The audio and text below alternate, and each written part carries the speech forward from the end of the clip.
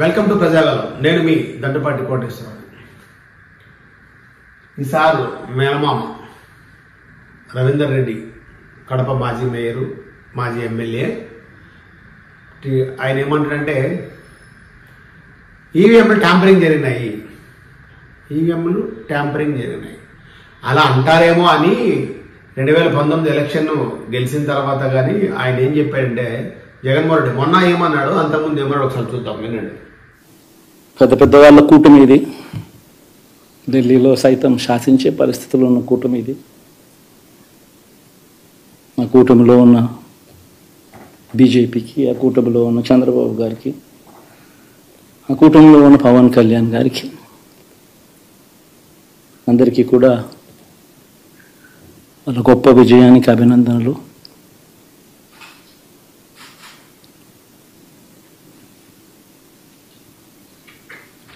మొన్న press meet అంటే election result తర్వాత పెద్ద పెద్ద వాళ్ళ కూటమి, ఆ పెద్ద పెద్ద వాళ్ళ కూటమితోటే 151 సీట్లు నువ్వు సపరేట్గా ఉండి గెలిచినావు.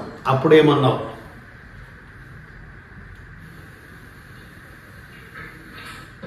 80% జనాభా వెళ్ళి పోలింగ్ బూత్ లో బటన్ నొక్కినారు. బటన్ నొక్కిన తర్వాత వాళ్ళు ఏ పార్టీకి ఓటు వేశారని వీవీప్యాట్ లో వాళ్ళకి కనిపిస్తా ఉంది.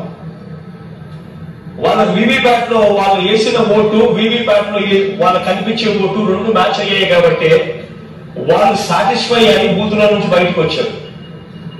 ఈ 80% మంది ఎవరైతే ఓటు వేశారో ఎవరు కంప్లైంట్ చేయాల, ఏ ఓటర్ కూడా కంప్లైంట్ చేయాల. ఇప్పుడు నేనున్నాను, వెళ్ళి నేను ఫ్యాన్ గుర్తుకు నేను నొక్కిన తర్వాత వీవీప్యాట్ లో నాకు సైకిల్ గుర్తు కనిపిస్తే నేను ఎందుకు రమ్మనుంటా? రమ్మను కదా బూత్ లో, అక్కడే నేను గొడవ చేసి నేను. అర్థమైందా అందరికి? అంటే 2019లో ఏదైతే రిజల్ట్ వచ్చిందో 151, అప్పుడు ఏం మాట్లాడారో ఇప్పుడైతే ఎవరైతే మాట్లాడుతున్నారో ఎలక్షన్ ట్యాంపరింగ్ జరిగిందని, అప్పుడు మేము కూడా అన్నాం, చాలా మంది అన్నాం. అప్పుడేం ఆయన ఏమన్నారు, వివరణ ఇచ్చాడు. మరి ఇప్పుడేం జరిగింది? మరి ఆ మాత్రం తెలీదా?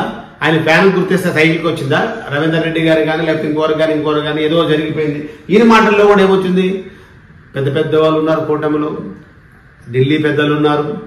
ఎస్, ఒక 12 కేసుల్లో ఛార్జ్ షీట్లో ఉన్న వ్యక్తి ఈరోజు 3000 సార్లు కోర్టుకు వెళ్లకుండా తప్పించుకొని తిరుగుతున్నారు, వెళ్ళలేదు అసలు.